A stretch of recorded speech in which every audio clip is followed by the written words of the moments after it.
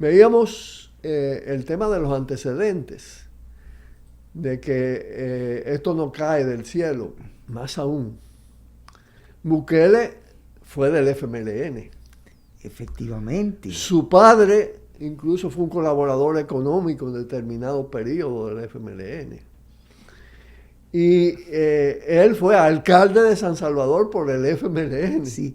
Entonces, cuando él ahora hace un discurso, en el discurso de proclamación, no desconoce todo eso, reduce todo ese proceso político, incluso la guerra civil del Salvador, como un fenómeno, una guerra entre dos potencias. O sea, el pueblo salvadoreño era sencillamente el sacrificio, ¿sí? de claro, esa guerra entre la potencia. Es decir, dos potencias sí, que mandaron a matar entre sí al pueblo salvadoreño. Entonces, su papá era de los que financiaba la guerrilla del Salvador. Pero no sabe, no tiene la menor pizca de justicia cuando él dice que eso era una matanza que no tenía nada que ver y que él sale como redentor por la gracia del Señor, y no dice, por ejemplo, de qué otra manera lo que había en El Salvador y contra lo que luchaba las fuerzas populares guerrilleras era un régimen fascista, de ultraderecha, que llevaba con años, un paramilitarismo atroz, que llevaba años matanzas, asesinatos selectivos. Exacto. Famoso de aquella en una época. Claro. Entonces, la guerrilla no logra el éxito pleno en el derrocamiento porque efectivamente se cambiaron las condiciones internacionales donde se obtienen apoyo, pero derrocó ese régimen de ultraderecha. Presentar al FMLN, yo que conozco, yo puedo hablar de eso. Y obligó a crear al menos una democracia liberal por la que permite a Bukele elegirse. Él desconoce eso. Claro. Él desconoce todo. Él es un producto de la lucha por la libertad y por la democracia que no llega más allá de eso que tú dices, una democracia liberal que con el impacto de la estrategia neoliberal se torna todavía mucho más restringida. Pero si partimos de Dawinson, con un mando largo de la derecha, sí, porque el FMLN logra el triunfo electoral bastantes años después de los acuerdos de paz.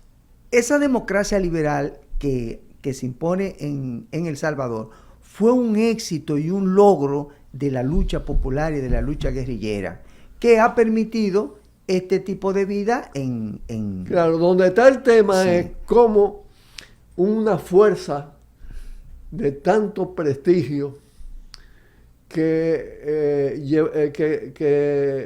dirigió la lucha de resistencia de ese pueblo. Dirige la lucha de resistencia en una hazaña, se puede decir, porque hay que ver lo que es combatir desde el cerro de Guazapa y desde las pequeñas montañas de un paisito chiquitito. Sí, pues un paisito muy pequeño. Muy pequeño.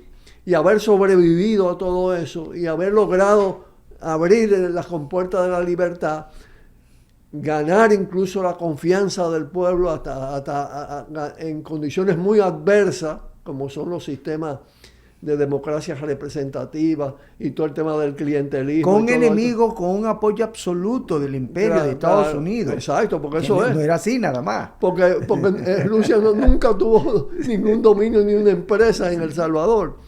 Pero entonces, caer en las redes de la corrupción, porque pasó eso, y hay que decirlo, el FMLN, que es algo que es sumamente delicado.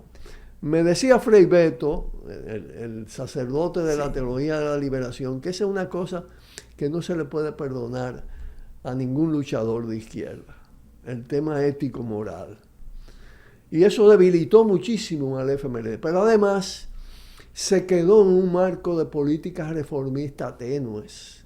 No hizo las transformaciones sociales, no hizo la transformación constitucional.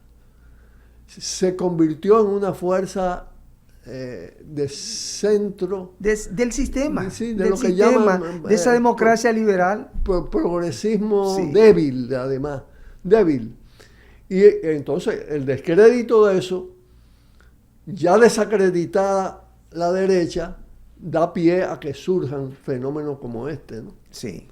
Eso es lo que explica el tema. Entonces, hay una responsabilidad, hay una reflexión que hacer en la valoración crítica, autocrítica de ese proceso, que ahora es una oportunidad para hacer el debate a mucho más profundidad a partir de esto que ha pasado y del propio discurso de Bukele. Porque eso que tú decías, es decir, reducir la historia de esa lucha. Sí. A esa explicación tan simplista, manipuladora, ¿no? Sí. Es verdaderamente inaceptable y hay que plantearlo así.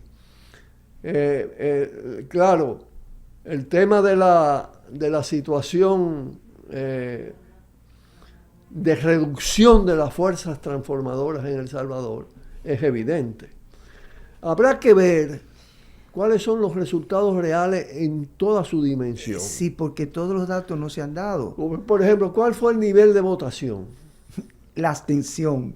¿Cuál fue? Exacto. ¿Qué nivel tuvo la abstención?